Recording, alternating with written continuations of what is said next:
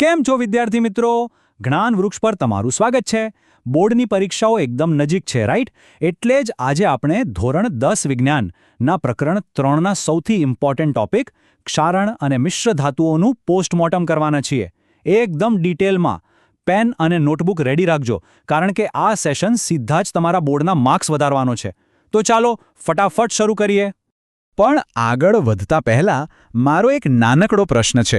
ક્યારે વિચાર્યું છે કે ઘરમાં પડેલી ચાંદીની પાયલ કે મૂર્તિ થોડા ટાઈમ પછી કાળી કેમ પડી જાય છે? યા તો ઘરની બહાર પડેલા લોખંડ પર પેલો કથ્થાઈ રંગનો થર કેમ જામી જાય છે?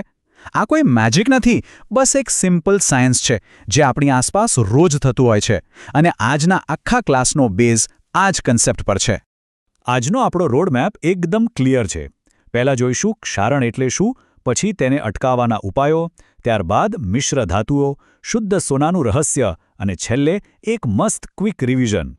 તો ચાલો સૌથી પહેલા સમજીએ કે આ ક્ષારણ એટલે કે કોરોઝન એક્ઝેક્ટલી છે શું. એક્ઝામ માટે આ 2 કે 3 માર્ક્સનો મોસ્ટ આઈએમપી પ્રશ્ન છે. ગોખવાનું નથી, સાયન્સને ફીલ કરવાનું છે. સિમ્પલ ભાષામાં કહું તો આપણી આસપાસ હવામાં ભેજ એટલે કે પાણી હોય છે અને ઓક્સિજન, સલ્ફર કે કાર્બન ડાયોક્સાઇડ જેવા વાયુઓ હોય છે. જ્યારે આ વાયુઓ ધાતુની સપાટી પર સતત હુમલો કરે ત્યારે ધાતુ ધીમે ધીમે ખવાવા લાગે છે, નબળી પડે છે. આ જ ખવાણની પ્રક્રિયાને વિજ્ઞાનની ભાષામાં આપણે ક્ષારણ કહીએ છીએ. નોર્મલ લાઈફમાં આપણે આને લોખંડને કાટ લાગવો એમ કહીએ છીએ.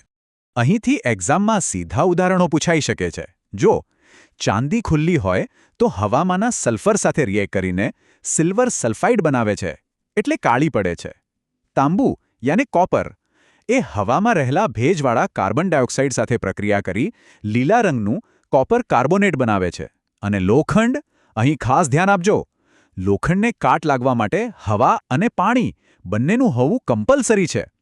આ બંને મળીને લોખંડ પર કથ્થઈ કાટ બનાવે છે. આ પોઈન્ટ મગજમાં એકદમ ફિટ કરી લેજો.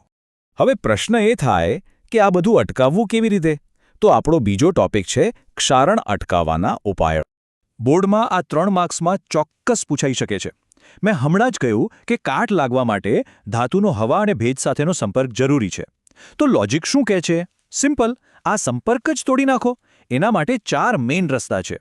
પહેલું, લોખંડ પર પેઇન્ટ એટલે કે કલર કરી દો. બીજું, મશીનમાં ઘર્ષણ રોકવા તેલ કે ગ્રીઝ લગાવી દો. ત્રીજું, ક્રોમ પ્લેટિંગ કે એનોડાઇઝિંગથી ધાતુ પર એક બીજું લેયર ચડાવી દો. અને ચોથું, જે સૌથી બેસ્ટ છે, અન્ય ધાતુઓ ભેળવીને મિશ્ર ધાતુ બનાવી દો. આ બધામાં એક ટેકનિક એવી છે જે ખરેખર માસ્ટર સ્ટ્રોક છે, ગેલ્વેનાઇઝેશન. તમારી ટેક્સ્ટબુકમાં આને હાઇલાઇટ કરી જ લેજો. ગેલ્વેનાઇઝેશન એટલે લોખંડ કે સ્ટીલને કાટથી બચાવવા માટે તેના પર ઝિંક એટલે કે જસતનું પાતળું પડ ચડાવવું. અહીં ઇન્ટરેસ્ટિંગ વાત એ છે કે ઝિંક એ લોખંડ કરતાં વધારે રિએક્ટિવ છે, એટલે કે એક બોડીગાર્ડની જેમ કામ કરે છે. કદાચ ઉપરનું ઝિંકનું લેયર તૂટી પણ જાય ને તોય અંદરના લોખંડને કંઈ જ નથી થતું. આવા પાવરફુલ લોખંડને ગેલ્વેનાઇઝ્ડ આયન કહેવાય છે. ઓકે, હવે વાત કરીએ એકદમ પાવરફુલ કન્સેપ્ટની, જે છે મિશ્ર ધાતુઓ એટલે કે એલોયસ. ધ્યાન આપજો, આ 4 માર્ક્સ માટે બોર્ડનો ફેવરિટ પ્રશ્ન છે. મિશ્ર ધાતુ એટલે 2 કે તેથી વધુ ધાતુઓ અથવા એક ધાતુ અને એક અધાતુનું સમાંગ મિશ્રણ. આ બને છે કેવી રીતે? બહુ જ સિમ્પલ પ્રોસેસ છે. પહેલા મુખ્ય ધાતુને ગરમ કરીને પીગાળી દેવાની અને પછી તેમાં માપસર બીજી ધાતુ કે અધાતુ મિક્સ કરીને તેને ઠંડી પાડવાની. પણ આવું કરવાનું શા માટે?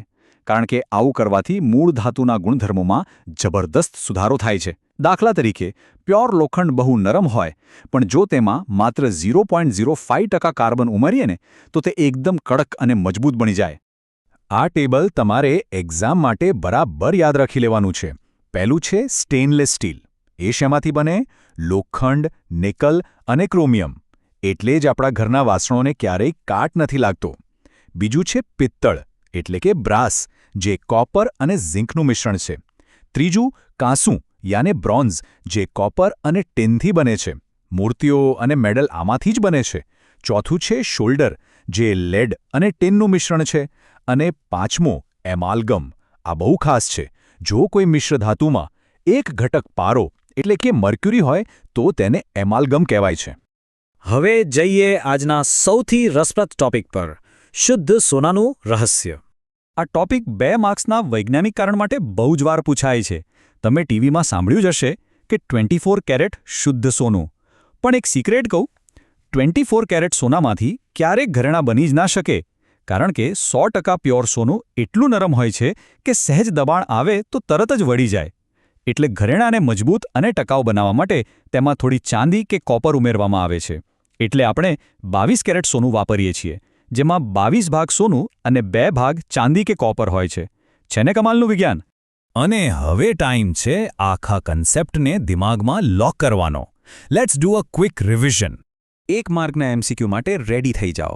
પહેલો પ્રશ્ન: લોખંડ પર ઝિંકનું પાતળું પડ ચડાવવાની પ્રક્રિયાને શું કહેવાય છે? મેં હમણાં જ કીધું હતું કે આ એક માસ્ટર સ્ટ્રોક છે. યાદ કરો. પરફેક્ટ. એને કહેવાય છે ગેલ્વેનાઇઝેશન. જો તમને આ યાદ હતું તો તમે બોર્ડ એક્ઝામ માટે એકદમ રાઇટ ટ્રેક પર છો. Good job. હવે ફટાફટ બીજા ફેક્ટ્સ જોઈએ. પિત્તળ શેમાંથી બને? કોપર અને ઝિંક. એમલગમ કોને કહેવાય? જેમાં પારો એટલે કે મર્ક્યુરી હોય.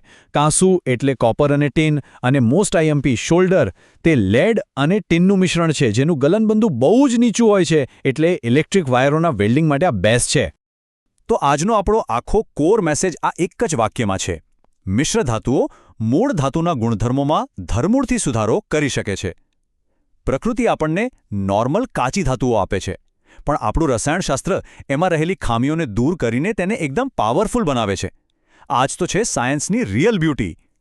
તો હવે જ્યારે પણ તમે કોઈ બ્રિજ જોશો કે પછી ચમકતા ઘરેણાં જોશો, ત્યારે તમને તેમાં ચોક્કસ આ સાયન્સ દેખાશે.